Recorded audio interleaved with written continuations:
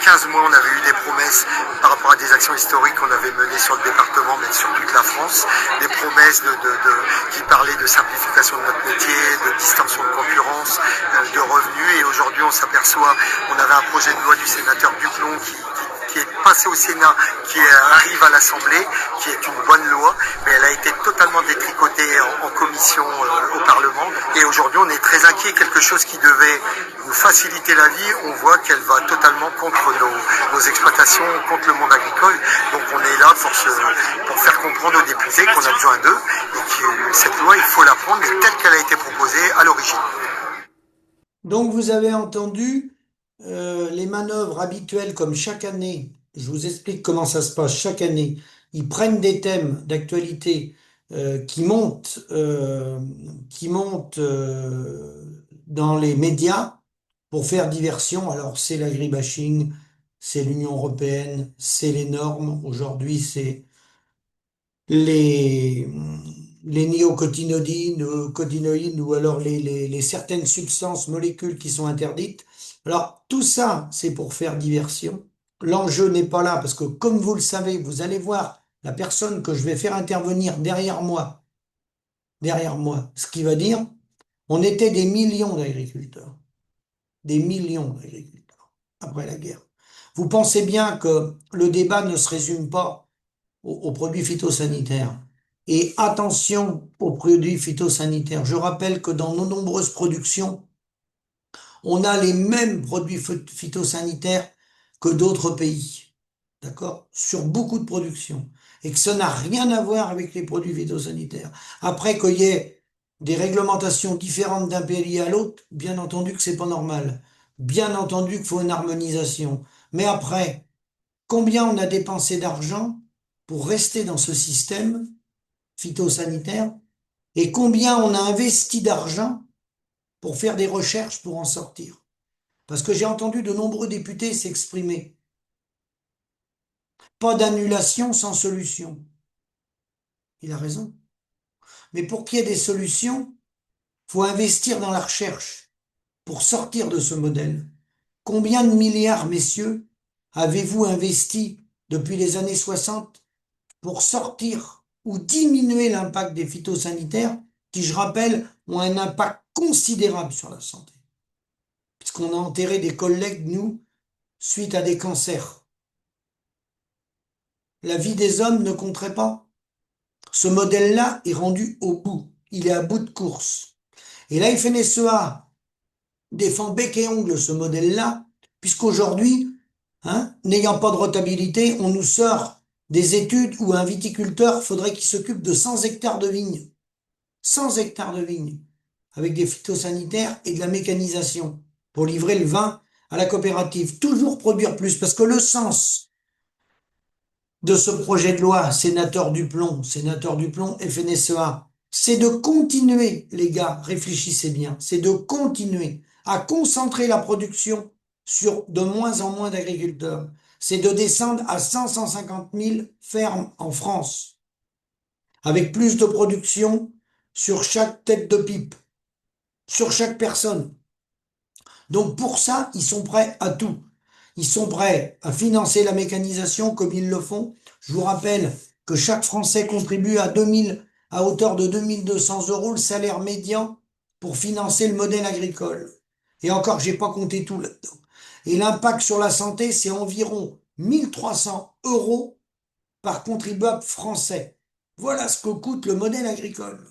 Et on a 6 tentatives de suicide par jour et plus de 2 paysans par jour qui se donnent la mort. Plus tous ceux qui meurent des phytosanitaires.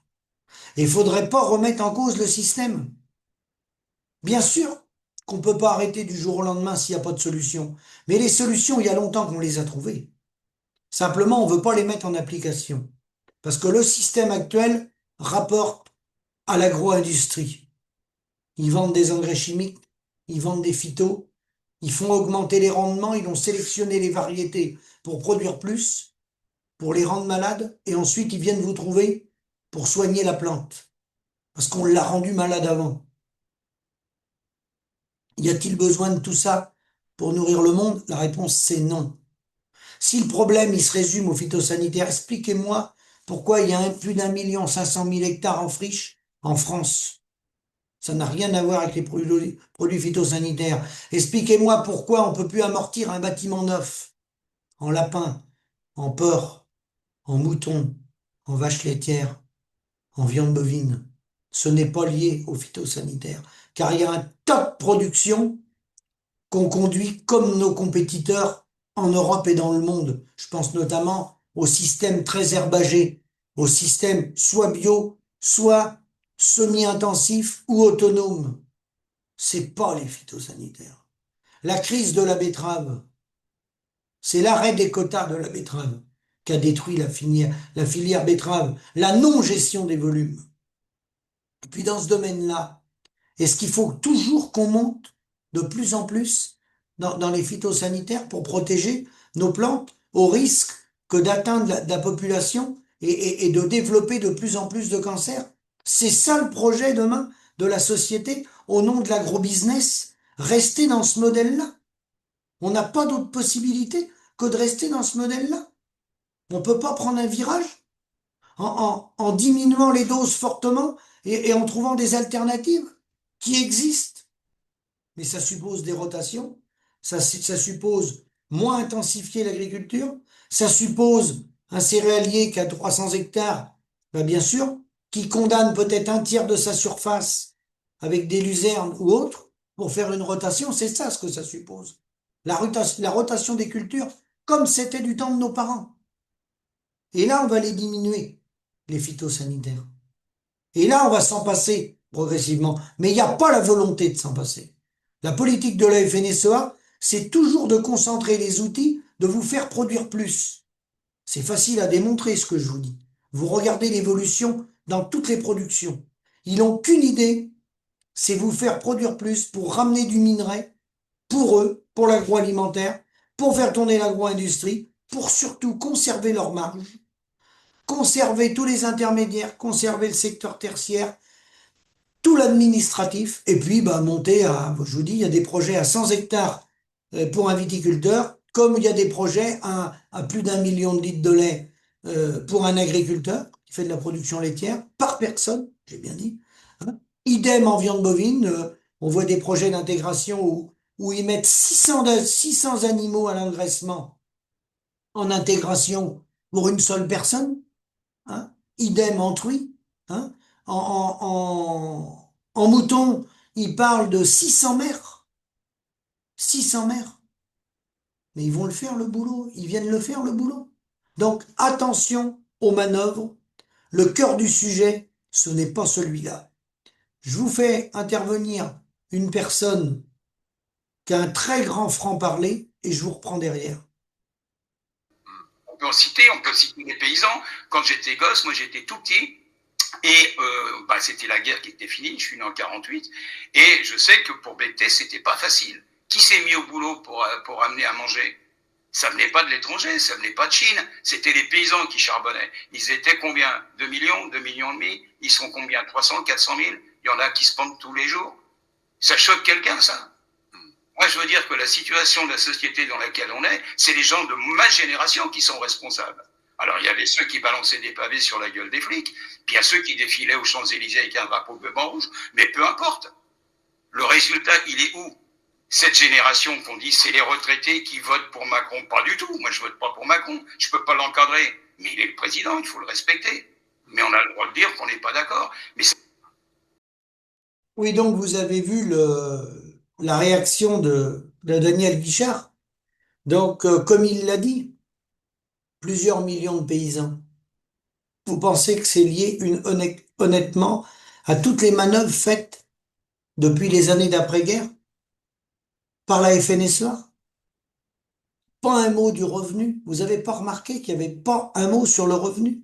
Que vous ayez des phytosanitaires ou pas de phytosanitaires, les gens qui utilisent pas de phytosanitaires, il y a des gens qui n'utilisent pas de phytosanitaires. Ils gagnent leur vie? Non. Et ceux qui les utilisent, ils gagnent leur vie? Non. C'est pour protéger les cultures? Avoir les mêmes molécules que les voisins? Très bien. Ça, c'est une harmonisation européenne. C'est des règles dictées par les politiques. Mais c'est ça qu'apporte du revenu. C'est ça qu'empêche les gens de se suicider. Les gens qui ont accès aux molécules les mêmes que les autres, ils sont en meilleure forme économique. Ils se suicident pas. C'est là qu'il est le problème. Non, le problème, il est qu'il faut changer totalement de modèle et arrêter de raconter des histoires qui ne tiennent pas debout pour faire diversion. Comme j'ai entendu l'attaque sur le comté. On a des appellations qui ont la chance de rémunérer le mieux les paysans, le comté, le maroilles, le beaufort, même s'il peut y avoir des hauts et des bas. Tous les gens qui ont eu des appellations comme ça, idem en viticulture, quand ça a été maîtrisé, quand c'est maîtrisé, attention, avec une gestion des volumes, c'est les seuls modèles qui rapportent aux paysans. Alors on va quand même pas s'attaquer au comté. Là on fait diversion, on perd du temps. C'est des imbécilités. C'est comme ceux qui nous relèvent le problème du loup. C'est des imbécilités, ça. Il faut le mettre dans des parcs naturels, le loup. Le loup, les éleveurs n'ont pas à supporter les attaques des loups. Sinon, il y a une solution simple pour le résoudre. Vous savez ce qu'il faut faire? Il faut demander des indemnités, mais des vraies, pas celles qu'ont les éleveurs aujourd'hui, où on les traite comme des moins qu'Oriens. Les éleveurs qui se font égorger leurs moutons par le loup. C'est pas des indemnités qu'ils ont, c'est des petits pansements. À partir du moment où certaines personnes veulent réintroduire le loup, ben, faut les toucher au portefeuille. Faut demander des sommes très importantes. Et vous allez voir qu'ils vont arrêter leurs conneries avec le loup. Et puis, si vous voulez que le modèle il évolue, vous pouvez défiler dans la rue comme vous le faites là, les gars, vous perdez votre temps. Ça fait 50 ans qu'on fait ça. La solution ne vient pas de là. La solution vient du changement de modèle. Faut commencer par dissocier le coût du capital de la rémunération du travail. Ce que ne savent pas faire les agriculteurs. Et ce qu'aucune chambre d'agriculture veut nous apprendre. Faut surtout pas que les paysans soient au courant de ça. Faut dissocier le coût du capital de la rémunération réelle des paysans. Et les outils, pourquoi les autres qui nous entourent, ils amortissent entre 5 et 7 ans? Et pourquoi nous, faudrait qu'on amortisse sur 25-30 ans et qu'on rallonge nos prêts parce qu'on peut pas les rembourser? On n'est pas comme les autres, nous, dans la filière. Faut qu'on travaille 25-30 ans pour amortir nos outils. Ça veut dire qu'on n'a pas de rentabilité. Et avec des amortissements comme ça, on est 80% en dessous du SMIC brut. Et ça choque personne qu'on n'ait pas de rémunération. Ça choque personne. Le cœur du sujet, c'est la gestion des volumes, la répartition de la valeur dans la filière. Et ça n'a rien à voir avec le prix du consommateur. Le consommateur, vous pouvez donner la marchandise, il paiera encore cher. C'est entre le départ de la ferme et l'arrivée dans le magasin, et la vente du magasin, évidemment, de la grande surface, c'est là qu'est le cœur du sujet. C'est pas les néocotinoïdes, ni les phytosanitaires, ni le loup, ni les imbéciles qui ont lancé la polémique pour s'attaquer au comté. Le cœur du sujet, il n'est pas là. Les agriculteurs sont en train de disparaître. Ça s'aggrave, la situation. Ça s'aggrave. Et vous voyez bien qu'un prix ne veut rien dire. Parce que les prix n'ont jamais été aussi élevés dans beaucoup d'endroits au prix du litre de lait. Idem en viande bovine. Mais un prix, ce n'est pas une marge. Ça n'a rien à voir avec une marge. Tout a flambé autour de nous. Tout part dans les services, dans l'électricité, dans le machinisme agricole. Tout l'argent, le surplus de vente que les gens vont avoir, tout va partir en fumée. Tout. Et le bouquet final, le modèle fiscal, où tous ceux qui sont pas informés, pour défiscaliser, ils redonnent tout le si peu de bénéfices qu'ils ont, ils vont tout redonner à la MSA et aux impôts. Voilà. Voilà un vrai sujet sur lequel le syndicat FNSEA n'a jamais fait aucune proposition. Je les ai pas entendus parler de réformer le modèle fiscal, qui est le cœur du sujet. Si on le réforme pas, on n'y arrivera pas. Je les ai pas entendus parler de répartition de la valeur. Jamais. Je les ai pas entendus parler de gestion des volumes, qui est indispensable en France et en Europe. On l'avait proposé avec l'appli nationale, une gestion des volumes européenne, ça coûtait 0 centime. Je dis bien 0 centime. Rien. Ça coûtait rien. On pouvait même enlever toute une partie de fonctionnaires qui sert à rien. On les a, les propositions. C'est comme pour les phytosanitaires. On sait ce qu'il faut faire. Vers quel modèle il faut converger. Hein? Et ça n'a rien à voir avec la souveraineté alimentaire. Ce n'est pas parce qu'on va conserver à plein pot des produits phytosanitaires qu'on va conserver notre souveraineté alimentaire. La perte de la souveraineté alimentaire vient de la libre circulation des biens, des hommes, des marchandises, des capitaux, du libre-échange non régulé, du libre-échange non régulé, phyto ou pas phyto, du libre-échange non régulé. Soit on reconnaît des prix à hauteur des coûts de production, avec une gestion des volumes, ou, comme certains, à la Confédération paysanne ou au MODEF ou d'autres, parlent de prix plancher ou prix minimum. Hein. Certains disent, comme Didier Gadéa, un prix minimum. Quand il dit un prix minimum garanti par l'État, ça ne veut pas dire un prix imposé par l'État. Ça veut dire que un membre de l'État, du gouvernement, doit être aux tables des négociations. Et c'est l'interprofession qui trahit les paysans. C'est eux qui nous ont trahis, les gars. Dans toutes les interprofessions. La FNSEA, la France Nouvelle sans exploitants agricoles, puisque c'est un syndicat d'agroalimentaire et d'agro-industrie. Je vous l'ai déjà démontré, hein, puisqu'il y a conflit d'intérêts entre les personnes, entre Unigrain, Invivo, le groupe Avril, LDC, je peux aller plus loin, hein, Bigard, etc. Il y a conflit d'intérêts. Donc nous, on est réduits à des producteurs de minerais. On nous a sucré notre facture. C'est pas nous qui faisons la facture. Et chaque année, vous voyez que le nombre d'agriculteurs baisse. Mais pour conserver le syndicat, pour garder l'accès avec le pouvoir politique, l'accès à tous les élus de ce pays, Sénat, Assemblée nationale, Union européenne avec le COPA-COGECA, ils font diversion. Là, en ce moment, c'est sur les phytos, mais vous verrez, au mois de septembre, ils ressortiront pour autre chose. Ils ont tenté le coup de l'agribashing pendant des années, ça n'a pas pris. Ça n'a pas fonctionné. La mayonnaise n'a pas pris. Donc, ils vont essayer autre chose. Voilà. Donc, l'ennemi, remarquez bien, jamais il rentre dans le cœur du sujet. Le cœur du sujet, c'est la rémunération.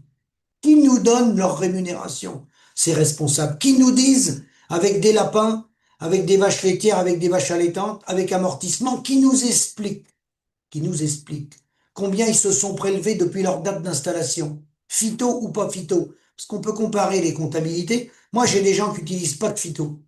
Alors, on peut les comparer, les comptabilités. Hein, et que vous ayez des phytos ou pas de phyto, après, c'est le modèle agricole qu'on met en face. Bien sûr, si on intensifie, hein, et qu'on veut faire la course aux molécules avec les Brésiliens et les autres, de toute façon, on n'y arrivera pas. On détruit la planète, on détruit l'être humain, on détruit les cours d'eau, et on n'est pas rémunéré.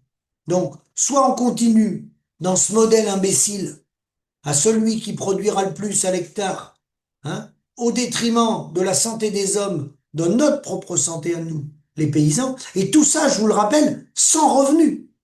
Sans revenu. Parce que tous les céréaliers qui m'appellent, là, qui gagnent plus leur vie, ils utilisent les produits phytosanitaires. Pas depuis 2024. Ceux qui m'appellent. Il y a 30-40 ans qu'ils sont agriculteurs. Et avant, comment c'était? Comment se fait-il qu'il n'y a pas de revenus? Faut vous poser la question. Donc, le mot de la fin, c'est celui-là. Attention aux manœuvres. J'ai vu que des chauffeurs de taxi manifestaient et que certains disaient faudrait faire une coalition avec les agriculteurs. Surtout pas. Surtout pas. Les agriculteurs qui manifestent, ce ne sont pas les agriculteurs. Ce sont des gens qui ont trahi les paysans. C'est la FNSEA. Ce sont des gens qui ont trahi les paysans. Alors, bien sûr, je comprends les chauffeurs de taxi. Quand on ne connaît pas un sujet, c'est difficile de l'appréhender. Mais surtout pas. Surtout pas. Si vous allez manifester, allez avec des indépendants. Mais pas avec la FNSEA, qui est en cogestion avec, pas Emmanuel Macron, avec tous les responsables politiques depuis l'après-guerre, de gauche, de droite. Quand je vois les gens de droite Monsieur Retailleau et tout ce clan-là, depuis l'élection de Monsieur Retailleau, qui sont en train de brandir qu'ils ont gagné et qui vont proposer un vrai projet demain et qui ont trahi les paysans, ils ont ruiné les paysans, ces gens-là, ces gens de droite qui ont été au pouvoir, ils ont ruiné les paysans. C'est facile à prouver. Moi, je peux vous donner tous les votes qu'ils ont faits à l'Europe et à l'Assemblée nationale et vont contre les paysans. Tout le clan Retailleau, les LR, contre les paysans. Idem le Parti socialiste. Idem, on est bien d'accord. Les partis de gouvernement ont trahi les paysans. Merci à Daniel Guichard de ces mots forts. Parce que oui, les responsables, ce sont bien nos élus. Oui, ce sont eux les responsables. C'est à eux qu'il faut demander des comptes. Et c'est eux qu'il faut faire payer. Merci, à bientôt.